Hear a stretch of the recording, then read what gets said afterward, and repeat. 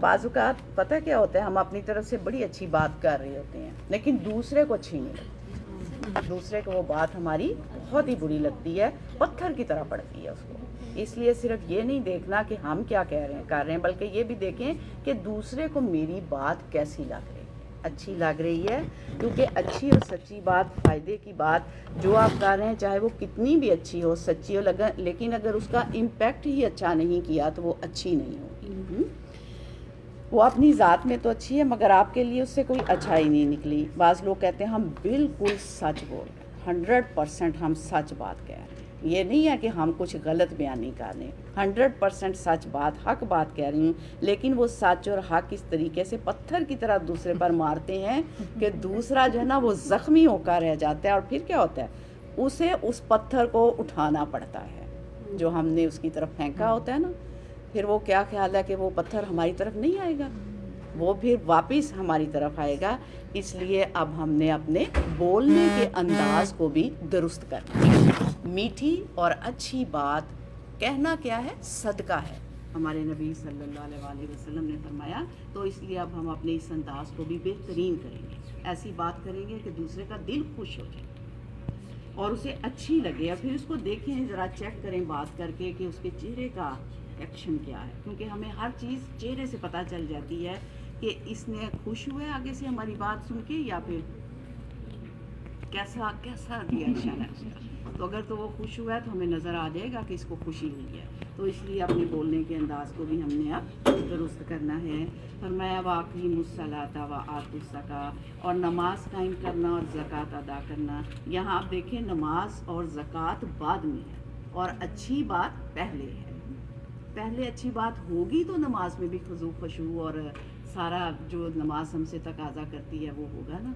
اگر بات میں ہی سختی ہے، لہجے میں ہی سختی ہے، تو پھر نماز میں بھی ویسا جو ہے نا خضوع خشوع وہ کم ہو جائے گا۔ اس لیے فرمایا ثم تولیتم الا قلیلا منکم وانتم موردون، تو تھوڑے لوگوں کے سوا تم عہد سے پھر گئے اور تم وہ ہی اعراض کرنے والے۔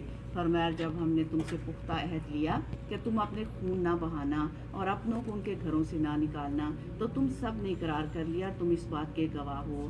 فرمایا پھر تم وہی ہو کہ اپنوں کو قتل کرتے ہو اور اپنے میں سے ایک فریق کو ان کے گھروں سے نکال دیتے ہو، تم ان کے خلاف گناہ اور زیادتی کے ساتھ دوسروں کی مدد کرتے ہو، یعنی گروہ بندیاں اور پارٹی بازی کرتے ہو۔ فرمایا اگر وہ تمہارے پاس قیدی بن کر آئیں تو فدیہ دے کر ان کو چھڑا لیتے ہو، حالانکہ ان کا نکال دینا ہی تم پر حرام تھا۔ کیا تم کتاب اللہ کے بعض حصے کو مانتے ہو اور بعض کا انکار کرتے ہو؟ تو ہمارے لیے کیا اہم ہے کہ ہم پوری کتاب پر ایمان لائیں، صرف سلیکٹڈ اور اپنی پسندیدہ چیزیں ہی نہیں لینی، بلکہ جب آپ نے اپنے لیے اس پارے سے احکامات لینے ہیں، نوٹ کر لیں اس کو، تو وہ لیں جو آپ نہیں کر رہے، جو کام جو آپ احکامات ابھی تک فالو نہیں کر رہے نا، ان احکامات کو لیں جن کی خلاف ورزی ہو رہی ہے تاکہ ان پر عمل ہو جائے۔ فرمایا تو جو تم میں سے ایسا کریں گے، یعنی پک اینڈ چوز نہ کریں، صرف اپنی مرضی کی چیزیں نہ لیں، فرمایا ان کی سزا اس کے سوا اور کیا ہو سکتی ہے کہ دنیا کی زندگی میں رسوائی ہو اور قیامت کے دن وہ شدید ترین عذاب میں ڈال دیے جائیں۔ اللہم لا جعلنا منہم۔ فرمایا جو کام تم کرتے ہو اللہ ان سے غافل نہیں ہے۔ فرمایا یہی وہ لوگ ہیں جنہوں نے آخرت کے بدلے دنیا کی زندگی خرید لی، پس نہ ان سے عذاب ہلکا کیا جائے گا اور نہ وہ مدد دیے جائیں گے۔ یعنی جو شخص اللہ کی کتاب کے ساتھ کھیلتا ہے، کھیلنے سے مراد اپنی مرضی کرتا ہے، اپنی مرضی کی باتیں اس میں سے نکالتا ہے، اور جو اس کے نفس پر زد پڑتی ہے نا اس کو وہ انکار کر دیتا ہے، تو پھر دنیا میں بھی رسوائی ہو سکتی ہے اور آخرت میں بھی عذاب۔ تو اس بات سے بھی اب ہمیں بچنا ہے۔ اللہ سے دعا ہے کہ وہ ہمیں ایسا کرنے سے بچا لے، آمین۔ فرمایا اور بے شک ہم نے موسیٰ علیہ السلام کو کتاب دی، کون سی؟ تورات۔ فرمایا اس کے بعد پہ در پہ رسول بھیجے اور عیسیٰ ابن مریم کو کھلی نشانیاں دیں۔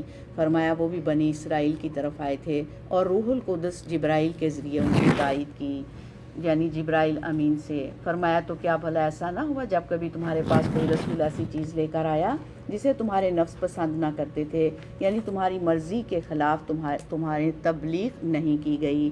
فرمایا تو تم نے تکبر کیا، پھر ایک گروہ انبیاء کو تم نے جھٹلایا اور ایک گروہ کو تم قتل کر رہے تھے، یعنی ان کی بات نہیں سن رہے تھے۔ فرمایا اور انہوں نے کہا ہمارے دل غلافوں میں ہیں، بلکہ اللہ نے ان کے انکار کی وجہ سے ان پر لعنت کی ہے، پس یہ بہت کم ہی ہیں جو ایمان لاتے ہیں۔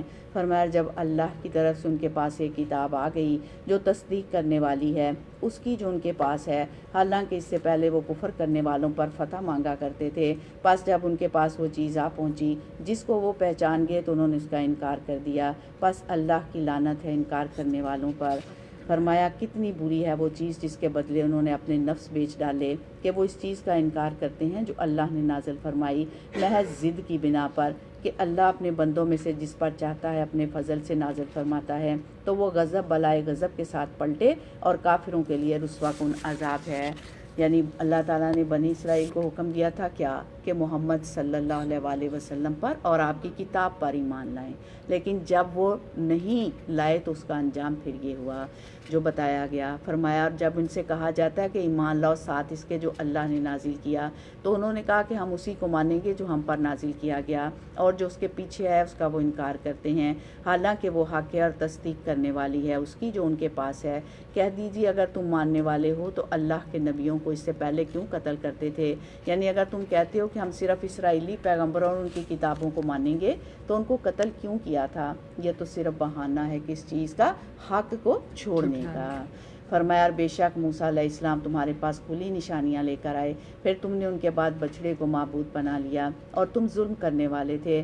فرمایا جب ہم نے تم سے پختہ عہد لیا اور کوہ طور کو تمہارے اوپر اٹھا کھڑا کیا اور حکم دیا کہ جو ہم نے تم کو دیا ہے اسے قوت سے پکڑ لو اور سنو، تو انہوں نے کہا کہ ہم نے سن لیا اور ہم نے نافرمانی کی، اور ان کے کفر کی وجہ سے وہ دلوں میں بچڑے کی محبت پلا دیے گئے۔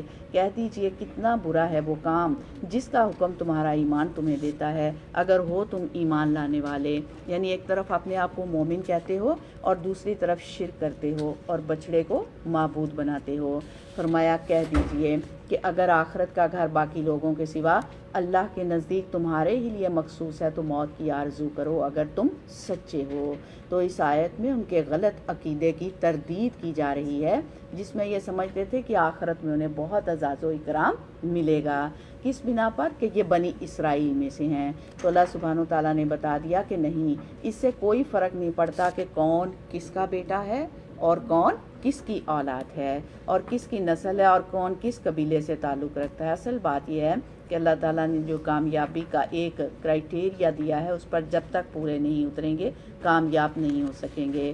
تو اگر یہ سمجھتے ہیں کہ تمہارا یہ عقیدہ درست ہے کہ تم آخرت میں کامیاب ہوگے کہ تم بنی اسرائیل میں سے ہو، تو پھر موت کی تمنا کرو، دنیا میں کیوں رہ رہے ہو فرمایا لیکن وہ ہرگز اس کی تمنا نہ کریں گے ان اعمال کی وجہ سے جو ان کے ہاتھ آگے بھیج چکے ہیں، اور اللہ ظالموں کو خوب جاننے والا ہے۔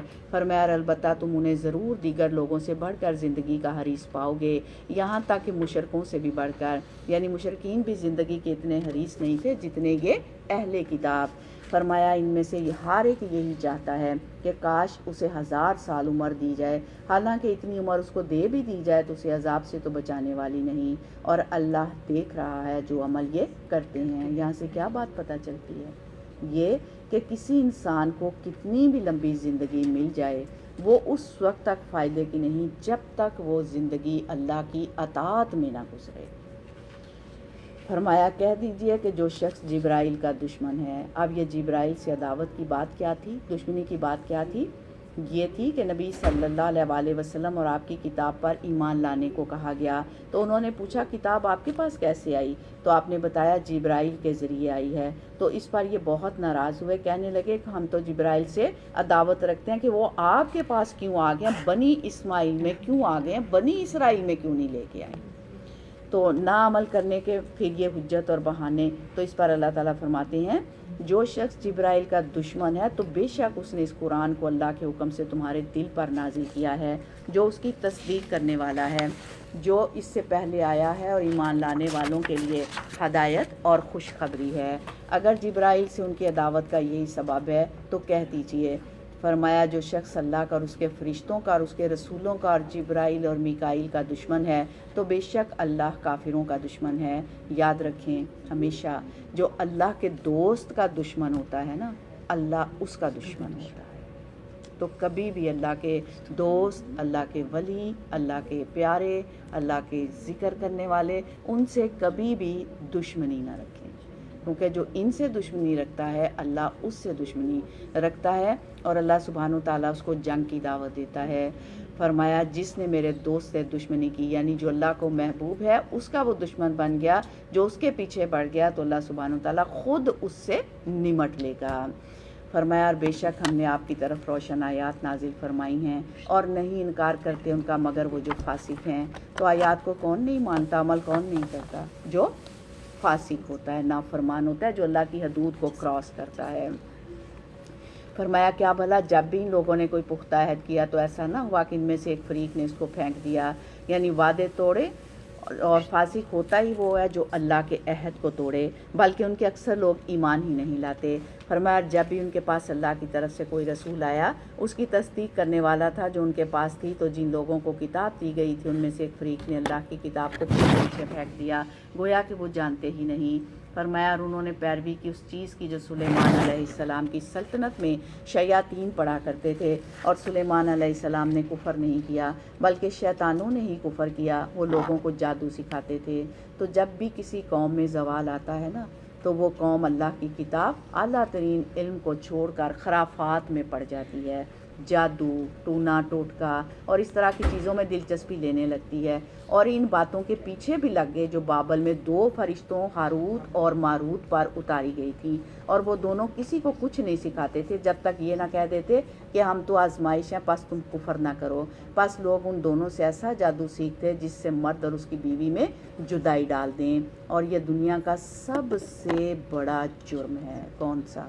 میاں بیوی کے درمیان جو ہے وہ لڑائی کرانا، ان کی آپس میں بدمزگی ڈلوانا۔ یہ کیسی حرکت ہے؟ ابلیسی حرکت ہے، یہ شیطانی حرکت ہے کہ جس میں کسی گھر کو توڑا جائے یا کسی ہسبینڈ وائف کے درمیان کوئی مس انڈرسٹینڈنگ پیدا کر دی جائے، لڑائی جھگڑے پیدا کیے جائیں، ان کے تعلقات آپس میں خراب کیے جائیں۔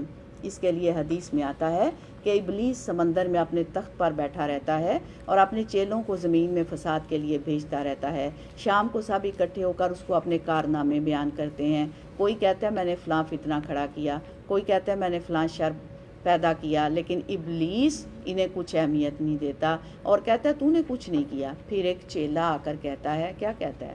کہ میں فلاں میاں بیوی میں جدائی ڈال آیا ہوں۔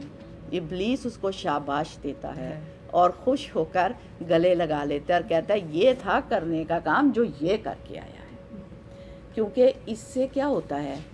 گھر ٹوٹتا ہے، پورا گھر، اور گھر کیا ہوتا ہے؟ ایک فیملی یونٹ ہے، تو اس میں اس طرح کی خرابی جب آتی ہے تو پورا گھر، پورا فیملی جو ہے وہ ڈسٹرب ہوتی ہے۔ تو اس چیز پہ وہ خوش ہوتا ہے کہ یہ ابلیسی حرکت ہے کہ کسی کو نقصان دیا جائے اور لڑائی کرائی جائے۔ فرمایا اور وہ اللہ کے حکم کے سوا اس سے کسی کو کچھ بھی نقصان نہیں دے سکتے تھے۔ یہاں واضح طور پر یہ بتا دیا گیا ہے کہ کوئی بھی شخص کسی کو جادو کے ذریعے نقصان نہیں دے سکتا، کوئی کسی کا بال بھی بیکا نہیں کر سکتا جب تک اللہ نہ چاہے۔ کتنی خوبصورت بات ہمارے ایمان کو مزید مضبوط کرنے کے لیے کہ کوئی کتنا بھی جادو کروائے لیکن اگر اللہ کا اذن نہیں ہے نا تو وہ ہم پہ اثر نہیں ہو سکتا، ہو ہی نہیں سکتا۔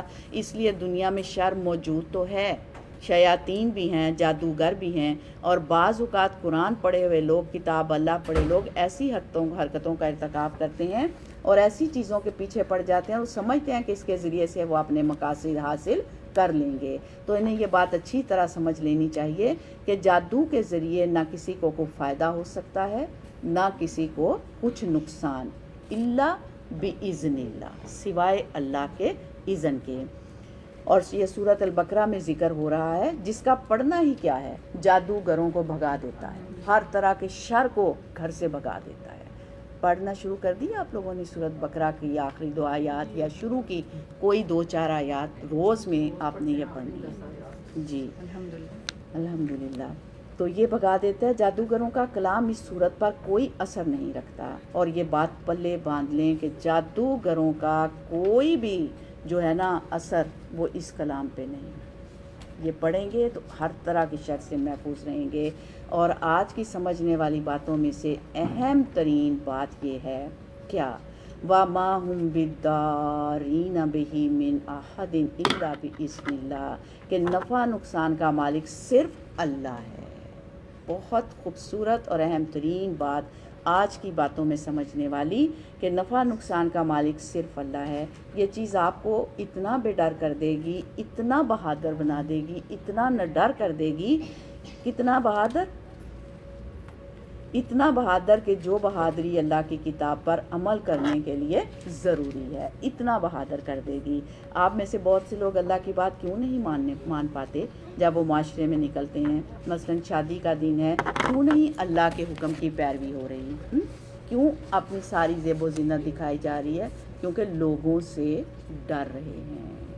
بہت سے اور معاملات جہاں پر ہم لوگوں سے ڈرتے ہیں اور اللہ کی نافرمانی کرتے ہیں, یہ کب ختم ہو سکتی ہے؟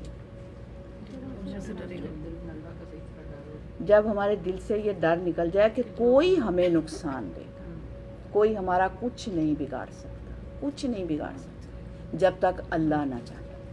اس لیے آج کی باتوں میں سمجھنے والی, نوٹ کرنے والی باتوں میں سب سے اہم بات کہ کوئی ہمیں نہ نفع دے سکتا ہے نہ نقصان دے سکتا ہے سوائے اللہ کی ذات کے اور اس کے اذن سے. یہ چیز جو ہے اسے اپنے ذہن میں بٹھا لیں. ہمارے نبی صلی اللہ علیہ وسلم نے ابن عباس سے کہا تھا, جان رکھو اگر ساری دنیا بھی مل کر تمہیں نفع پہنچانا چاہے تو تمہیں نفع نہیں پہنچا سکتی سوائے اس کے جو اللہ نے تمہارے لیے لکھ دیا, اور اگر وہ سارے مل کر تمہیں نقصان پہنچانا چاہیں تو تمہیں نقصان نہیں دے سکتے سوائے اس کے جو اللہ نے تمہارے لیے لکھ دیا.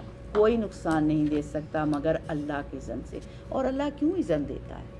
اگر کسی کو نقصان ہونا ہے تو اللہ اس کا اذن کیوں دیتا ہے؟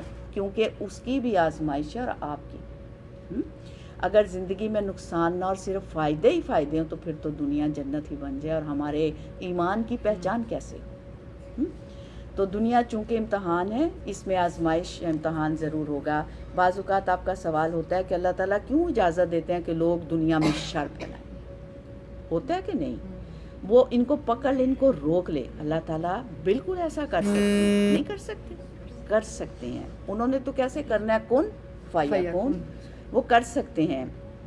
لیکن اللہ تعالیٰ نے ایک حکمت کے تحت, اپنی مشیت کے تحت لوگوں کو اچھا اور برا دونوں کرنے کی اجازت دی ہے. لیکن اس کی ایک لمٹ ہے, جہاں اللہ چاہے ان کو روک دے. اس لیے کسی سے بھی ڈرنے کی ضرورت نہیں. اس لیے حفاظت کی دعائیں, پروٹیکشن کی دعائیں پڑھتے رہنا چاہیے. فرمایا اور وہ اللہ کے حکم کے سوا اس سے کسی کو کچھ بھی نقصان نہیں دے سکتے تھے, اور وہ ایسی چیزیں سیکھتے جو ان کو نقصان ہی پہنچاتی اور کچھ فائدہ نہ دیتی. اور وہ جانتے تھے کہ جس نے ایسی چیز کو خریدا اس کا آخرت میں کچھ حصہ نہیں. اور یقیناً کتنی بری تھی وہ چیز جس کے بدلے انہوں نے اپنی جانوں کو بیچ ڈالا. کاش وہ جانتے ہوتے کیا کہ جادو سے کبھی مسئلے مسائل حل نہیں ہوتے, کبھی کسی کا نقصان نہیں ہوتا. فرمایا اگر وہ ایمان لاتے اور تقوی اختیار کرتے, البتہ اللہ کے ہاں سے بہت اچھا ثواب پاتے. اے کاش وہ اس کو جانتے ہوتے. فرمایا لوگوں جو ایمان لائے ہو, رائنا نہ کہو. نبی صلی اللہ علیہ وسلم کی مجلس میں جو ہے وہ توجہ سے سنا کرو اور صحیح طرح بیٹھا کرو, اور بار بار یہ مت کہو کہ آپ صلی اللہ علیہ وسلم ہماری رعایت کریں.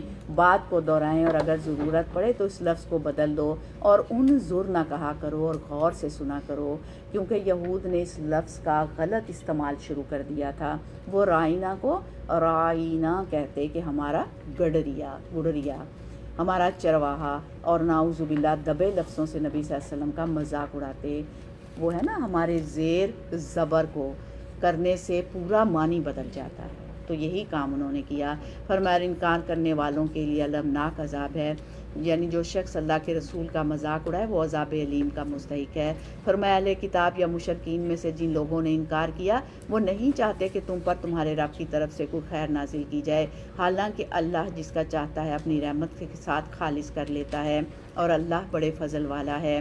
یعنی یہ لوگ تمہارا مذاق اس لیے اڑاتے ہیں اور تمہاری بات کیوں نہیں مانتے؟ کیونکہ وہ تم سے حسد کرتے ہیں. کیسا حسد؟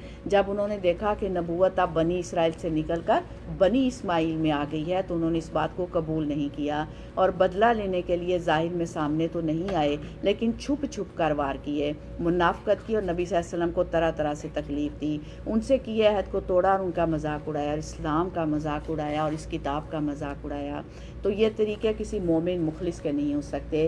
ایمان ہمیں اللہ اور اس کے رسول کا ادب اور احترام سکھاتا ہے کہ نہیں؟ شاعر اللہ کی تعظیم سکھاتا ہے. ادب ہمارے دین کا حصہ ہے. تو اس لیے صرف علم حاصل کرنے والے نہ بنیں، علم کے ساتھ ادب بھی سیکھیں. کیوں؟ کیونکہ با ادب با نصیب، بے ادب بے نصیب. اس لیے ہمیشہ جو ہے وہ ادب کے ساتھ سارے کام کرنے ہیں.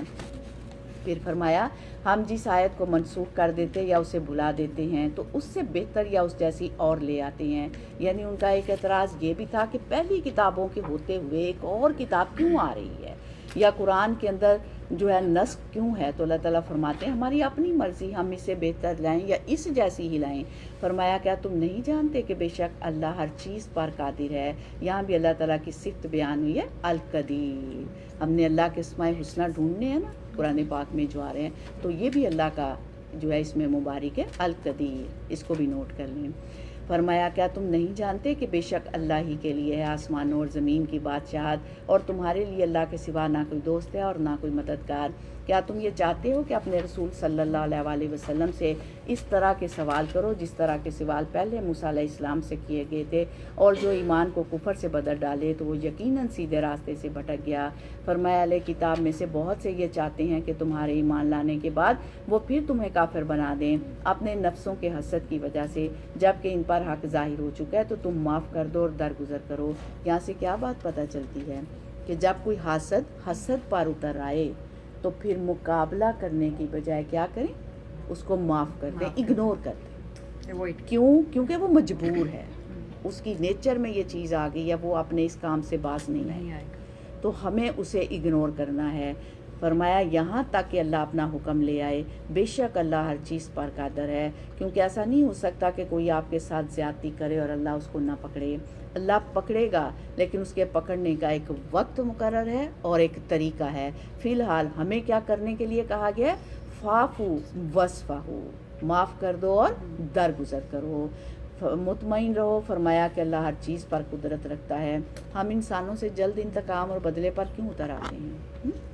کیونکہ ہمیں یہ بھول جاتا ہے کہ اللہ بدلہ لے سکتا ہے. اگر ہم نے بدلہ لے لیا تو پھر اللہ تعالیٰ کی طرف سے کوئی اس سے بدلہ نہیں لیا جائے گا. اگر ہم اس کو اگنور کر دیں گے، معاف کر دیں گے تو اللہ ہماری طرف سے اس سے بدلہ لے گا.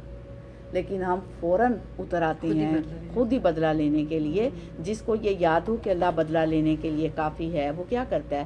صبر سے اپنا کام کرتا رہتا ہے اور باقی معاملہ اللہ پر چھوڑ دیتا ہے اور اپنے اخلاق کو برا نہیں بناتا، اپنے رویے میں بد اخلاقی نہیں لاتا. لہٰذا ہمیں بھی ایسا ہی بننا ہے، اور ایسا بننا کوئی آسان کام نہیں ہے، بہت مشکل ہے. صبر، کسی کو کہنا کہ صبر کریں، اگنور کر دیں، معاف کر دیں، کہنا بہت آسان ہے. لیکن جب خود کے لیے یہ کام کرنا تو کہتے ہیں ہائے کیویں معاف کرا، کیسے درگزر کروں، کیسے صبر کروں. تو اس لیے وہی نا، دوسروں کو ہم کہتے ہیں چل کوئی بات نہیں، پھر کیا ہے، معاف کر دے، اللہ بڑا اجر دے گا. لیکن جب اپنی باری آتی ہے تو ہم کہتے ہیں کیسے کریں، دل سے ہی نہیں جا رہی. اوپر سے تو کہہ رہے ہیں اندر سے ہی نہیں جا رہی. لیکن اگر ہم واقعی اللہ کے سپرد وہ معاملہ کرنے والے ہیں نا تو پھر دل سے بھی نکل جائے گا انشاءاللہ. ایک دفعہ کر کے تو دیکھیں نا، کر کے تو دیکھیں.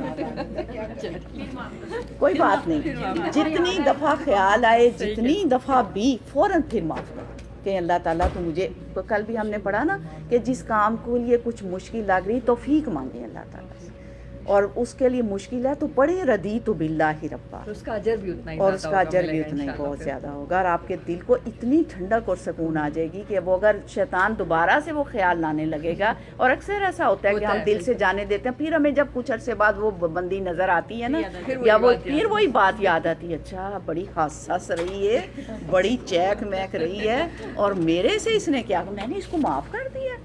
میں نے اگنور کر دیا ہے، نہیں، یہ تو ہے ہی نہیں اس قابل کہ اس کو معاف کروں میں، پھر وہی چیز شیطان ہمیں اس طرف لے کے جاتا ہے. تو اس لیے ہمیں اپنے اللہ پر معاملہ چھوڑ دیں، کیونکہ جو اللہ بدلہ لے سکتا ہے نا وہ ہم نہیں لے سکتے.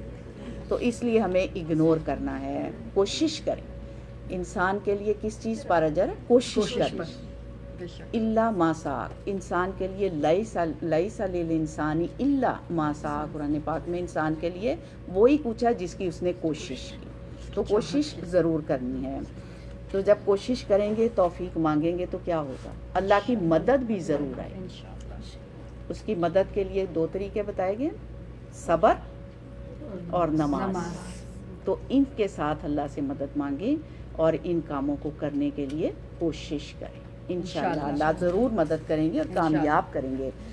فرمایا واقعیم الصلاۃ و آتوا الزکاۃ، اور نماز قائم کرو اور زکوٰۃ ادا کرو، اور جو خیر بھی تم اپنے نفسوں کے لیے آگے بھیجو گے اس کو اللہ کے ہاں پاؤ گے، بے شک اللہ دیکھ رہا ہے جو بھی تم عمل کرتے ہو. فرمایا اور انہوں نے کہا ہرگز جنت میں داخل نہ ہوگا سوائے اس کے جو یہودی ہو یا نصرانی. اب ایک اور بڑی مشکل ان کے ہاں فرقہ واریت تھے سب بنی اسرائیل، لیکن 2 بڑے گروہ میں بٹے ہوئے تھے. کچھ اپنے آپ کو یہودی کہتے اور کچھ عیسیٰ علیہ السلام کے ماننے والے. وہ اپنے آپ کو کیا کہتے تھے؟ عیسائی یا نصارہ. حالانکہ اللہ سبحانہ و تعالیٰ نے ان کا نام کیا رکھا تھا؟ مسلم. یہ ان کی آرزوئیں ہیں. فرمایا انہوں نے صرف اپنے نام ہی نہیں رکھے ہوئے تھے بلکہ یہ کہتے تھے کہ حق پر ہم ہی ہیں، باقی سب باطل ہیں اور جنت میں صرف ہم ہی جائیں گے. تو فرمایا اللہ سبحانہ و تعالیٰ نے یہ ان کی آرزوئیں ہیں. کہہ دیجئے لاؤ اپنی دلیل اگر تم سچے ہو.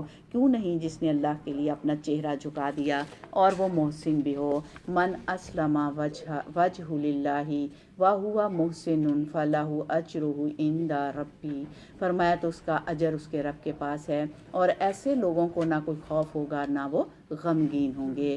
پھر بات کس کی ہے؟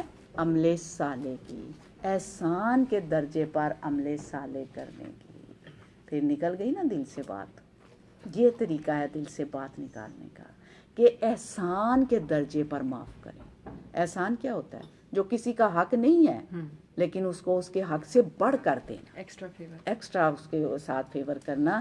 تو پھر ایسے لوگوں کا اجر ان کے رب کے پاس ہے، نہ ان پر کوئی خوف ہوگا اور نہ وہ غمگین ہوں گے. فرمایا اور یہود نے کہا کہ نصارہ کسی چیز پر نہیں، اور نصارہ نے کہا کہ یہود کسی چیز پر نہیں، حالانکہ وہ کتاب پڑھتے ہیں. یعنی دونوں ہی دین والے ہیں لیکن آپس میں لڑتے ہیں. لگتا کیا ہے کہ ہمارا ہی نقشہ کھینچا جا رہا ہے. فرمایا انہی کی طرح کی بات ان لوگوں نے بھی کہی جو علم نہیں رکھتے. بس قیامت کے دن اللہ ان کے درمیان اس معاملے میں فیصلہ کر دے گا جس میں وہ اختلاف کرتے تھے. فرمایا اس سے بڑھ کر ظالم کون ہوگا جو اللہ کی مسجدوں میں اللہ کے نام کا ذکر کیے جانے سے روکے اور ان کی ویرانی کی ہی کوشش کرے. مسجدوں کی بربادی اور خرابی اور مسجدوں میں جھگڑے اور فساد یہ انتہا درجے کا جرم ہے. کیوں؟ کیونکہ یہ اللہ کا گھر ہے اور اللہ کے گھر میں اللہ کوئی فساد جھگڑا نہیں چاہتا. فرمایا یہی وہ لوگ ہیں کہ ان کو زیب نہیں دیتا کہ وہ ان میں داخل ہوتے مگر ڈرتے ہوئے. ان کے لیے دنیا میں رسوائی ہے اور آخرت میں ان کے لیے بڑا عذاب. فرمایا وَلِلَّهِ الْمَشْرِقُ وَالْمَغْرِبُ. پھر ایک اور طرح سے فرقہ واریت کا خاتمہ کیا جا رہا ہے. کیا؟ اور اللہ ہی کے لیے مشرق اور مغرب. فرمایا تو جس طرف بھی تم رخ کرو بس ادھر اللہ کا چہرہ ہے. فَثَمَّ وَجْهُ اللَّهِ وَجْهُ، یعنی پس ادھر اللہ کا چہرہ ہے. بے شک اللہ وسعت والا اور بہت علم والا ہے اور اللہ سب کچھ جاننے والا ہے. فرمایا وَقَالُوا اتَّخَذَ اللَّهُ وَلَدًا. ایک اور خیال کی تردید، ایک اور عقیدے کی تردید کی جا رہی ہے. کیا؟ کہ انہوں نے کہا کہ اللہ نے بیٹا بنایا ہے. پاک ہے وہ، بلکہ اسی کے لیے ہے جو آسمانوں اور زمین میں ہے. سب اس کی فرما برداری کرنے والے ہیں.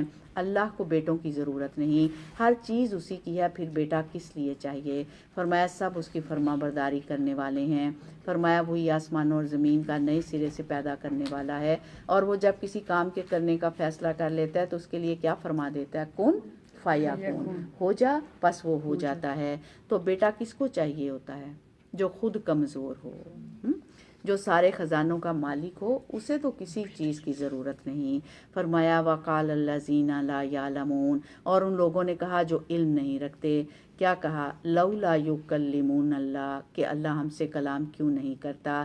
یہ بات کہنا کیا ہے؟ انتہا درجے کی نا سمجھی، جو اپنے آپ کو بڑی چیز سمجھتے ہیں کہ اللہ تعالیٰ ان سے بات کرے.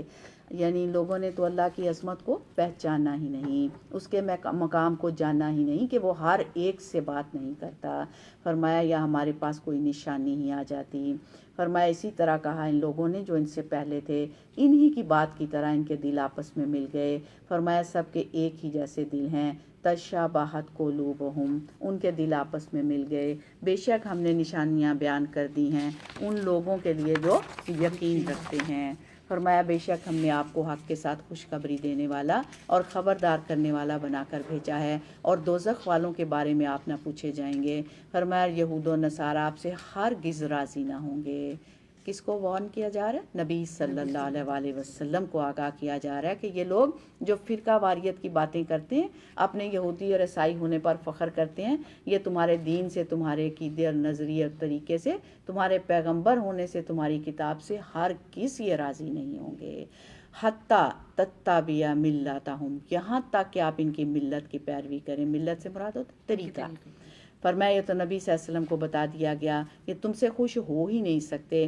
ہاں صرف ایک صورت میں خوش ہوں گے، جب تم اپنا دین چھوڑ دو. تو کیا آپ اس پر راضی ہیں پھر کہ دین چھوڑ کر دنیا کے لوگوں کو راضی کیا جائے؟ ہرگز نہیں. صاف کہہ دو. کیا کہہ دیجئے؟ اِنَّ ہُدَى اللہِ هُوَ الْهُدَى وَلَئِنِ اتَّبَعْتَ أَهْوَاءَهُمْ بَعْدَ الَّذِي جَاءَكَ مِنَ الْعِلْمِ مَا لَكَ مِنَ اللَّهِ مِنْ وَلِيٍّ وَلَا نَصِيرٍ.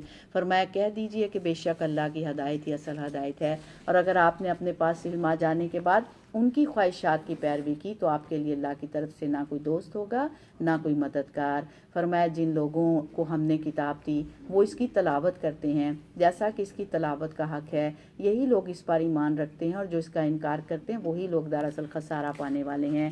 یہاں دو بڑی اہم باتیں ہیں. سب سے پہلے تو یہ کہ ہدایت صرف اللہ دیتا ہے، کوئی کسی کو ہدایت نہیں دے سکتا، یہ اللہ دیتا ہے. اور یہ یاد رکھنا ہے، حدیث قدسی میں آتا ہے اے میرے بندو تم سب گمراہ ہو سوائے اس کے جسے میں ہدایت دوں، پس تم مجھ سے ہدایت مانگو میں تمہیں ہدایت دوں گا. تو ہم سب کو کیا کرنا ہے؟ اللہ سے ہدایت مانگنی ہے. کیا کرنا ہے؟ سب بولیں اللہ تعالیٰ سے ہدایت مانگنی ہے، کیونکہ کوئی کسی کو ہدایت نہیں دیتا. اگر کوئی دیتا ہوتا تو نبی صلی اللہ علیہ وسلم اپنے چچا کو، اپنے ان رشتوں کو جو ان کے مخالف تھے، ان کو ہدایت دے دیتے.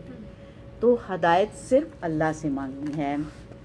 اس لیے نماز میں ہم نے یہ دعا جو کل ہم نے شروع کی تھی، جو ہر نماز میں ہم نے پڑھنی ہے، کون سی؟ اہدنا الصراط المستقیم. یہ پورے شعور کے ساتھ پڑھنی ہے. کیوں؟ کیونکہ جسے اللہ گمراہ کر دے اسے پھر کوئی ہدایت نہیں دے سکتا.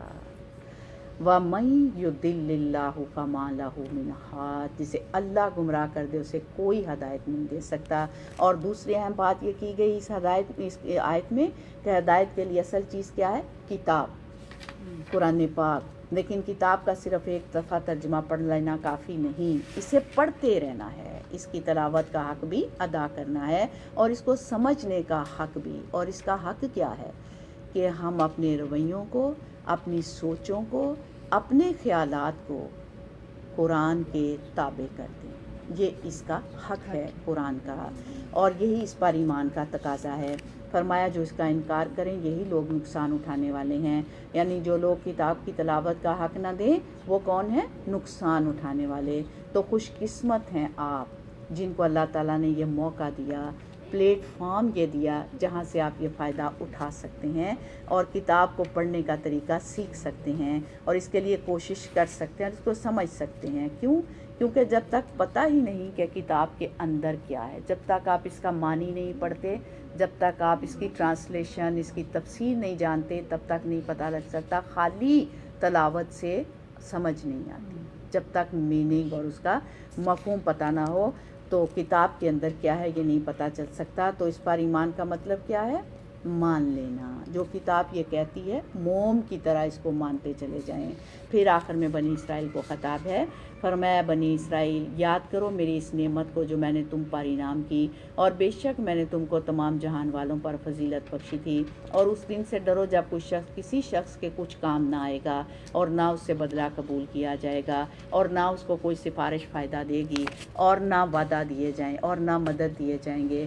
پھر آخرت سے ڈرایا جا رہا ہے. اور اس کے بعد اس پوری قوم کے مقابلے میں ایک شخصیت کا ذکر آ رہا ہے. کون سی؟ ابراہیم علیہ السلام، کہ جنہوں نے اپنی پوری قوم، اپنے ماں باپ، اپنی بہن بھائیوں سب کی مخالفت مول لے کر اللہ کی بات کے آگے سر جھکا دیا. فرمایا جب ابراہیم علیہ السلام کو اس کے رب نے چند باتوں کے ساتھ آزمایا تو اس نے اس کو پورا کر دکھایا. اللہ نے فرمایا کہ میں تمہیں لوگوں کا امام بنانے والا ہوں. اس نے کہا کہ میری اولاد میں سے بھی، تو اللہ سبحانہ وتعالیٰ نے فرمایا کہ میرا عہد ظالموں تک نہیں پہنچے گا. دوسری طرف ایک شخص کو امام بنانے کا وعدہ کیا جا رہا ہے، اور ایک طرف پوری قوم کو امامت سے معزول کیا جا رہا ہے. فرق کس چیز کا ہے دونوں میں؟ یہ کہ وہ اللہ کے نافرمان تھے اور یہ اللہ کے فرما بردار. تو اگر چاہتے ہیں کہ اللہ سبحانہ وتعالیٰ کے مقرب بنے ہم، تو اس کا نسخہ اور طریقہ یہی ہے. کیا؟ کہ اللہ تعالیٰ کے فرما بردار بن جائیں ہر قیمت پر. ہر قیمت پر اللہ تعالیٰ کے فرما بردار بن جائیں. انسان اپنی اولاد کے لیے وہی چاہتا ہے جو اپنے لیے چاہتا ہے، بلکہ بعض اوقات کتنا چاہتا ہے؟ اپنے سے بھی بہتر چاہتا ہے، اپنے سے بھی زیادہ، ہمیشہ اپنے سے زیادہ، اپنے سے بھی زیادہ. جو چیز کھا رہے ہیں نا ہم نے بنائی ہے، ہم کہتے ہیں ہم تھوڑی لے لیتے ہیں، ان کو زیادہ دے دیں. اور اگر وہ ان کو دے بھی دی ہے تو ان سے پھر بھی ہم انتظار میں رہتے ہیں کہ ابھی یہ کھا لیں، ہو سکتا ہے انہیں اور یہ مانگ لیں، ویٹ کرتے ہیں. ان کو اپنے سے بھی بڑھ کے جو ہے وہ دیتے ہیں. تو ابراہیم علیہ السلام کا انسٹنٹ ری ایکشن یہ تھا کہ اچھا مجھے امامت دی جا رہی ہے تو میرے بچوں کو بھی دی جائے گی، میری نسلوں کو بھی دی جائے گی. فرمایا جو اطاعت کریں گے اچھے ہوں گے ان کے لیے تو ہے، جو ظالم ہوں گے ان کے لیے وعدہ نہیں ہے. اللہ نے اپنے دوست کو بھی صاف صاف بتا دیا کہ ظالموں سے میرا کوئی وعدہ نہیں. ظالم کون ہوتا ہے؟ جو اللہ کا حق اسے پورا نہیں دیتا. فرمایا چاہے وہ تمہاری اولاد کیوں نہ ہو، تو اس سے کوئی فرق نہیں پڑتا کہ کون کس کی اولاد ہے. اصل بات یہ ہے کہ کون کرتا کیا ہے. فرمایا جب ہم نے اس گھر کو لوگوں کے لیے جائے ثواب اور جائے امن بنایا، حکم دیا کہ مقام ابراہیم کو نماز کی جگہ بنا لو. اور ہم نے ابراہیم اور اسماعیل سے عہد لیا کہ تم دونوں میرے گھر کو طواف، اعتکاف، رکوع اور سجدہ کرنے والوں کے لیے پاک کر دو. تو یہاں پر کس چیز کا حکم دیا جا رہا ہے؟ پاکیزگی اور صفائی کا. صرف عبادت نہیں کرنی، عبادت گاہوں کو بھی پاک رکھنا ہے. یہ کیا ہے؟ ایمان کا حصہ ہے. اس لیے جب آپ مسجد میں آئیں تو کوئی بھی چیز پڑی دیکھیں، کوئی ٹیشو گرا دیکھیں، کوئی چیئر بے ترتیب سی پڑی دیکھیں تو اس کو سیدھا کر دیں. بہت زیادہ اجر و ثواب، بہت زیادہ. تو اس لیے یہ بھی ہمارے ایمان کا حصہ ہے، اور اس کی صفائی خوشی خوشی کرنی چاہیے. یہ پیغمبروں کا کام ہے. ہم عام طور پر سمجھتے ہیں کہ کلینر جو ہیں وہ کوئی بہت ہی لوور قسم کے لوگ ہیں. یہاں پر آپ دیکھیں کہ کن کو حکم دیا جا رہا ہے؟ پیغمبر کو. پیغمبروں کو حکم دیا جا رہا ہے کہ میرے گھر کو صاف رکھو.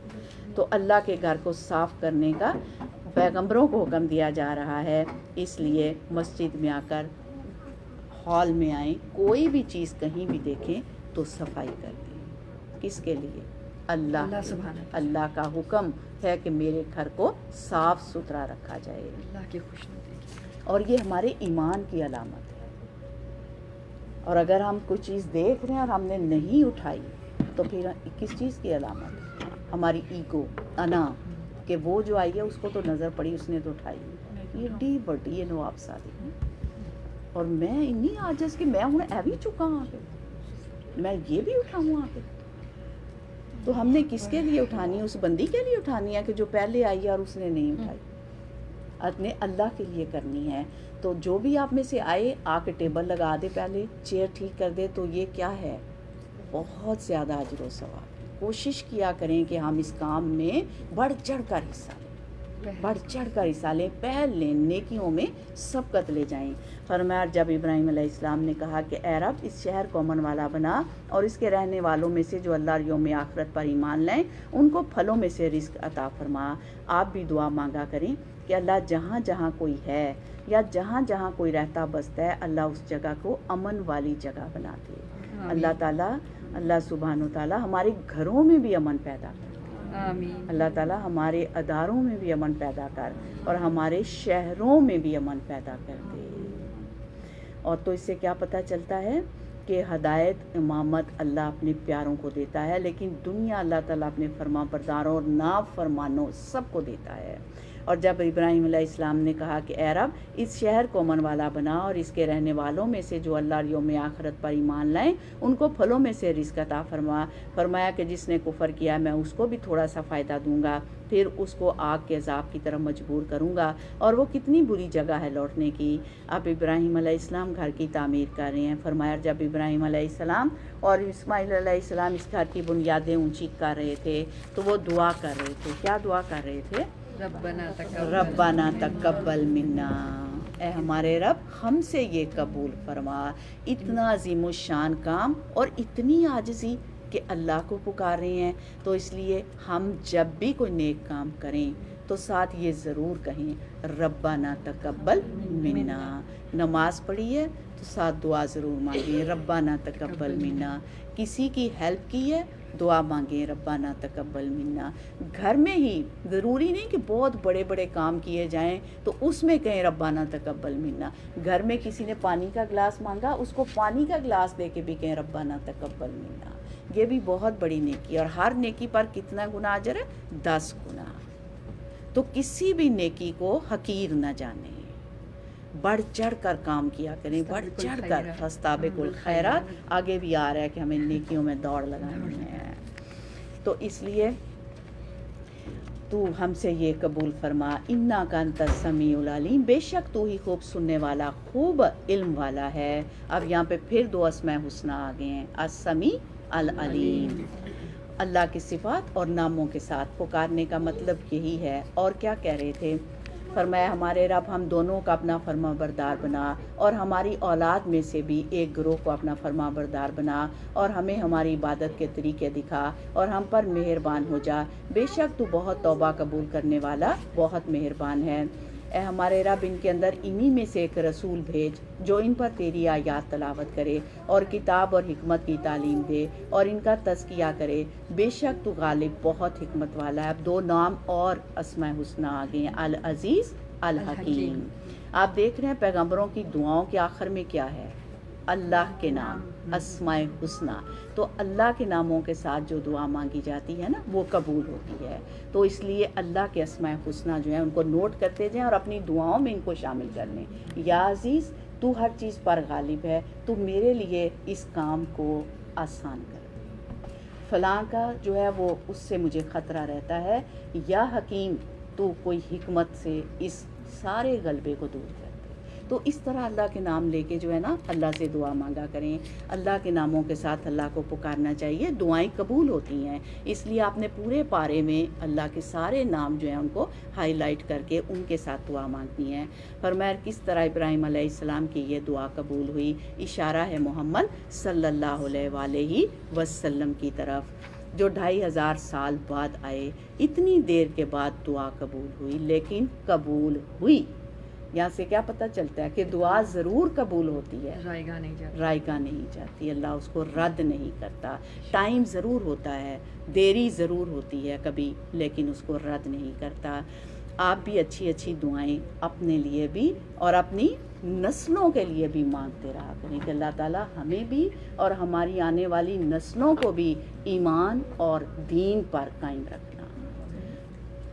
معلوم نہیں کوئی کب قبول ہو جائے اور آپ کے لیے خیر و بھلائی اور برکت کا باعث بن جائے، اس لیے ہر اچھا کام کرتے ہوئے بھی اچھی اچھی دعائیں مانگا کریں، اپنے لیے بھی اور اپنے آنے والی نسلوں کے لیے بھی، اپنے بچوں کے لیے، اپنے خامدوں کے لیے، اپنے ساس سسر کے لیے بھی کبھی مانگ لیا کریں، وہ بھی بیچارے کچھ لگتے ہیں، اپنے امی ابو تو سب مانگ لیتے ہیں نا، تو یہ بھی آپ کے ماں باپ ہیں، ان کے لیے بھی دعا مانگا کریں۔ جزاک اللہ خیر۔ فرمایا یہ تھا ابراہیم علیہ السلام کا طریقہ، یہ تھے ان کے کام، یہ تھی ان کی دعائیں، یہ تھی ان کی تمنائیں، یہ تھی ان کی خواہشات۔ وہ دنیا میں کس لیے جیتے تھے اور ہم کیا کر رہے ہیں؟ کمپیئر کیجئے ابراہیم علیہ السلام کے طریقے کو اپنے طریقے کے ساتھ۔ اور ہمیں کس کا طریقہ فالو کرنا ہے؟ انہی کا طریقہ، اور ہمارا طریقہ ان کے ساتھ ذرا کمپیئر کریں۔ فرمایا کون ہے جو ملت ابراہیم سے بے رغبتی کرے سوائے اس کے جس نے خود کو احمق بنا لیا ہو، بے شک ہم نے اس کو دنیا میں بھی چن لیا تھا اور بے شک آخرت میں بھی وہ ضرور صالحین میں سے ہوگا۔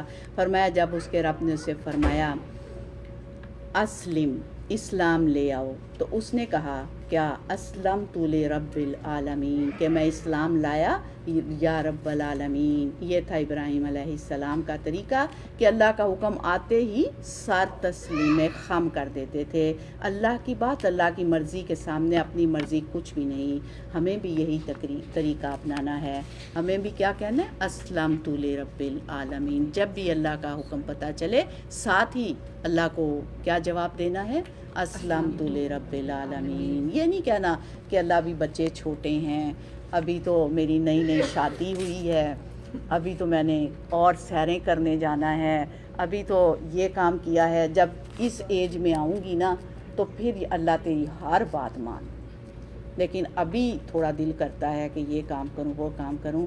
تو کیا کسی نے دیکھا ہے کہ وہاں تک پہنچ پائیں گے بھی کہ نہیں؟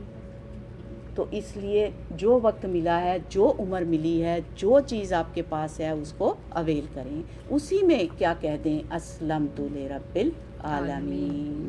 کوئی پتہ نہیں کس وقت بلاوا آ جائے، تو اس لیے تیاری جو ہے وہ اس اچھی کریں۔ فرمایا وَوَصَّى بِهَا ابراہیم بنیہ و یعقوب، اور ابراہیم علیہ السلام نے اپنے بیٹوں کو اسی بات کی وصیت کی، اور یعقوب علیہ السلام نے بھی کہ اے میرے بیٹو، کیا وصیت تھی؟ فرمایا بے شک اللہ نے تمہارے لیے یہ دین پسند کیا ہے۔ کون سا؟ دین اسلام۔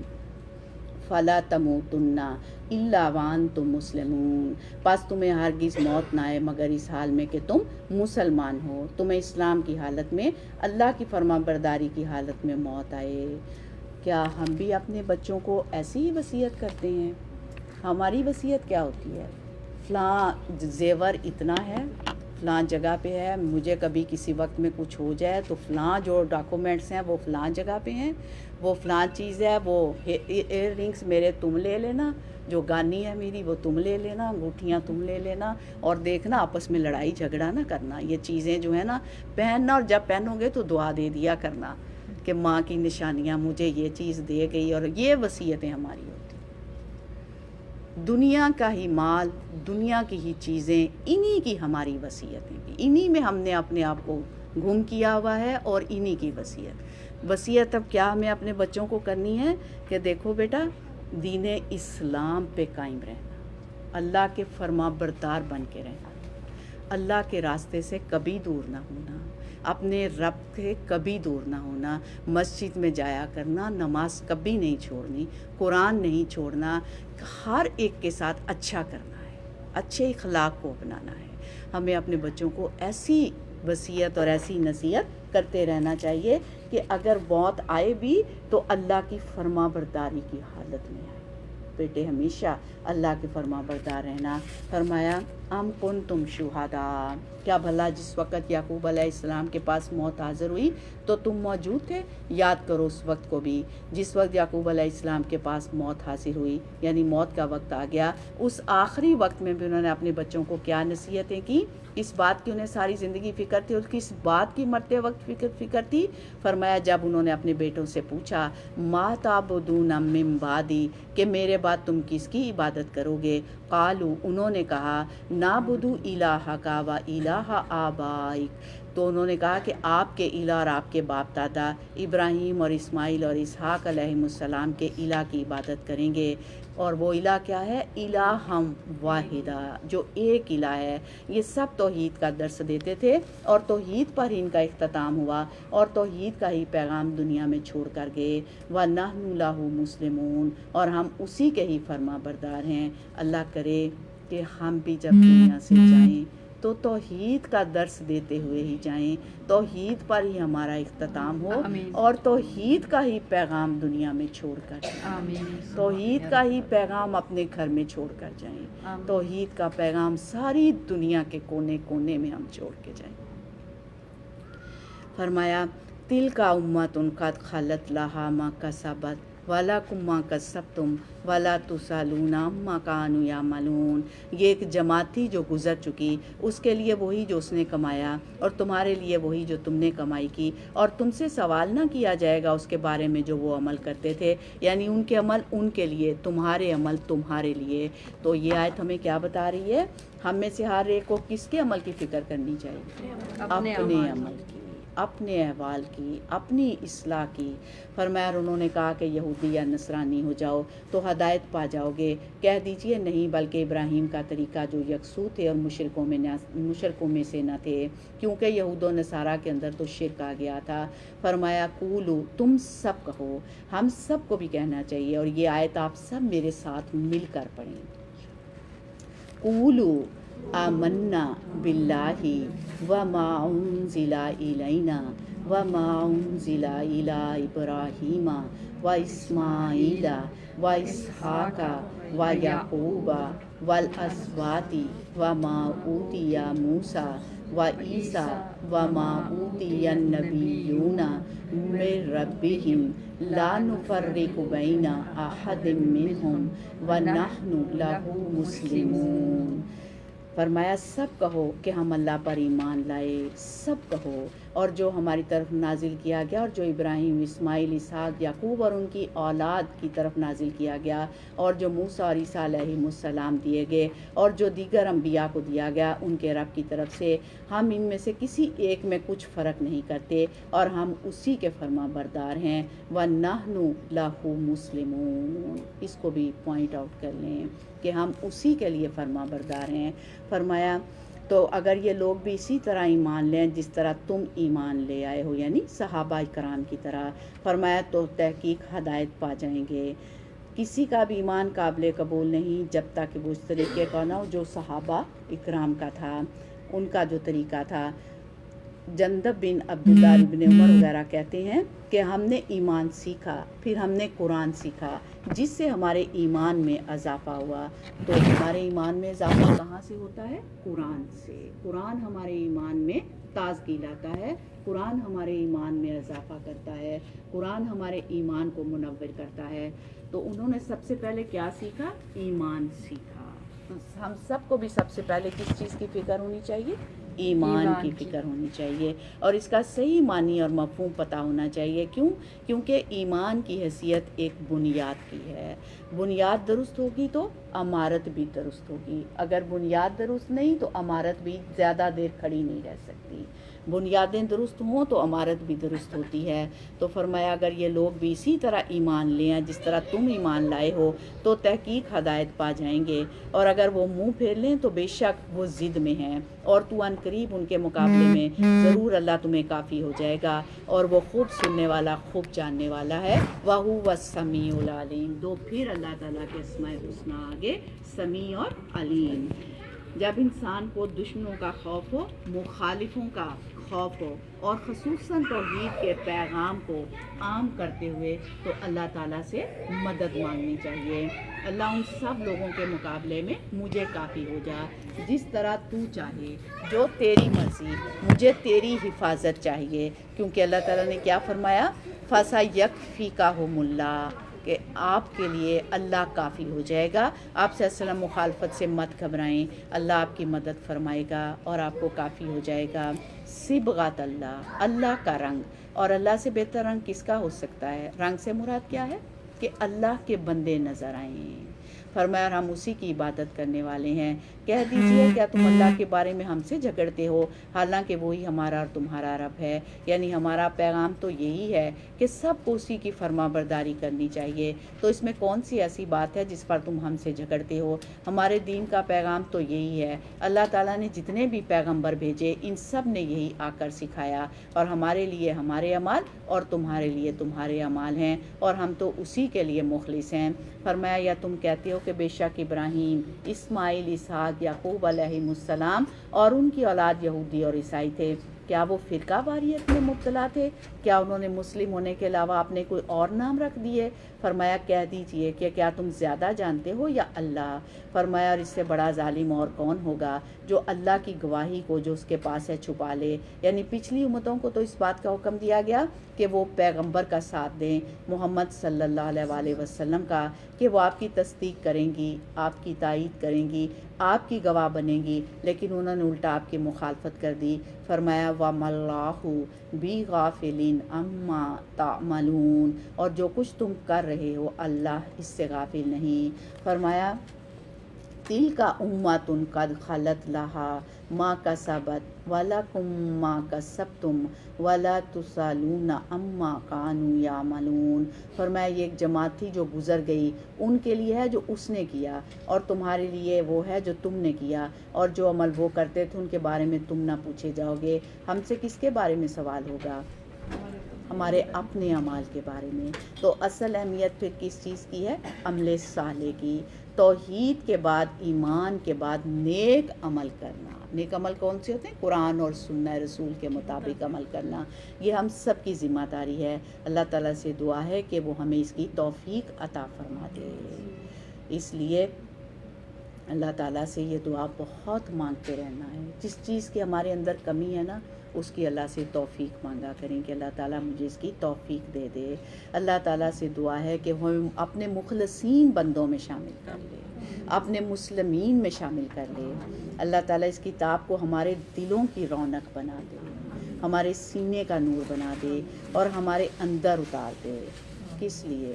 تاکہ ہم چلتا پھرتا قرآن بن جائیں، کسی کو کہنا نہ پڑے عمل کیسے کرنا ہے، ہمارے عمل سے پتہ چل رہا ہو کہ عمل ایسے کرنا ہے، قرآن ہمارے عمل میں ڈھل جائے۔ آمین یا رب العالمین۔ دوسرا پارہ شروع کرتی ہوں۔ بسم اللہ الرحمن الرحیم۔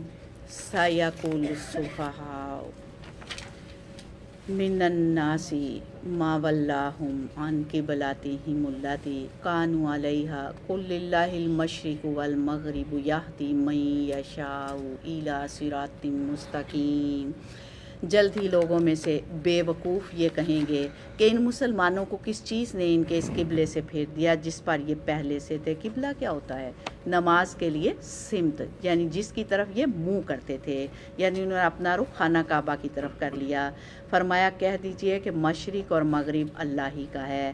پہلی بات تو یہ ہے کہ ساری سمتیں اللہ تعالیٰ نے ہی بنائی ہیں، اور اللہ تعالیٰ جس سمت کو چاہے وہ منتخب کر لے، جس طرف چاہے منہ کرنے کا حکم دے دے۔ اگرچہ اللہ کا گھر انتہائی قابل احترام ہے، پھر بھی ہمیشہ ہمیں یہ یاد رکھنا چاہیے کیا کہ اس کی سمت عبادت کرنا اتحاد، نظم اور توجہ کے لیے ہے۔ خانہ کعبہ کی طرف رخ کرنا یہ کیا ہے؟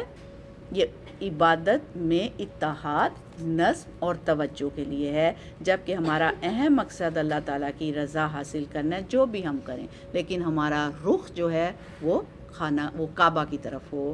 یہ ہمارے لیے ایک مسلمانوں کے لیے ایک سمت مقرر کر دی گئی ہے۔ فرمایا وہ جس کو چاہتا ہے سیدھے راستے کی طرف ہدایت دیتا ہے۔ حقیقت یہ ہے کہ یہ تبدیلی ایک اہم تبدیلی تھی، لیکن ہر انسان کی زندگی میں مختلف قسم کی چینجز، تبدیلیاں آتی رہتی ہیں، اور تبدیلی کو قبول کرنا کیا ہوتا ہے؟ آسان ہوتا ہے؟ مشکل ہوتا ہے۔ یہ چینج ایکسیپٹ کرنا ایک مشکل کام ہوتا ہے۔ جیسے شادی ہو کے کوئی گھر بچی آتی ہے تو اس کے لیے اس گھر کے مطابق خود کو کرنا آسان ہوتا ہے؟ مشکل ہوتا ہے، کیونکہ اس کا اپنا ان کے گھر میں ایک طریقہ تھا، رہن سہن تھا، اگلے گھر میں ان کا اپنا ایک طریقہ ہوتا ہے، تو اس تبدیلی کو قبول کرنا ایک مشکل کام ہوتا ہے، اور خصوصاً جب انسان بڑا ہوتا چلا جاتا ہے تو اس کے لیے تبدیلی کو قبول کرنا اور بھی مشکل ہوتا ہے۔ مثال کے طور پر آپ کی روزمرہ زندگی میں اگر آپ کی روٹین میں کچھ خلل آ جائے، یعنی آپ کو گھر شفٹ کرنا پڑ جائے، آپ کو کوئی سٹی شفٹ کرنا پڑ جائے، آپ کا بیڈ بستر چینج کر دیا جائے، آپ کا جوتا بدل جائے، آپ کے کپڑوں کا سائز بدل جائے، تو یہ ساری چیزیں آپ کے لیے کیسی ہوتی ہیں؟ शुरू में परेशानी का सबब। कबूल करना मुश्किल होता है। हम कहते हैं आज हम आए इधर ना बिस्तर था नया, हमारे वाला नहीं था, नींद ही नहीं सही तरह से आई। ये जूता जो पहले था टूट गया है, वो बड़ा कंफर्टेबल था। ये जो आप नया लिया ना, ये अब कुछ दिन लगेंगे इसके साथ, लेकिन उम्मीद है कंफर्टेबल हो जाएगा। तो शुरू में ये चीज़ें जो होती हैं ना, इस तरह थोड़ी मुश्किल लगती हैं, फिर आहिस्ता आहिस्ता इंसान इन चीज़ों का आदी हो जाता है। तो आम इंसान के लिए भी तब्दीली को बर्दाश्त करना मुश्किल, लेकिन ख़ुसूसी तौर पर कौमी ज़िंदगी में जब कुछ चेंज आती है, मिसाल के तौर पर आपका प्रेसिडेंट बदल जाता है, आपका प्राइम मिनिस्टर बदल जाता है, तो आप देखते हैं कि हर तरफ किस तरह की गुफ्तगू शुरू हो जाती है, हर तरफ टॉक शोज़ शुरू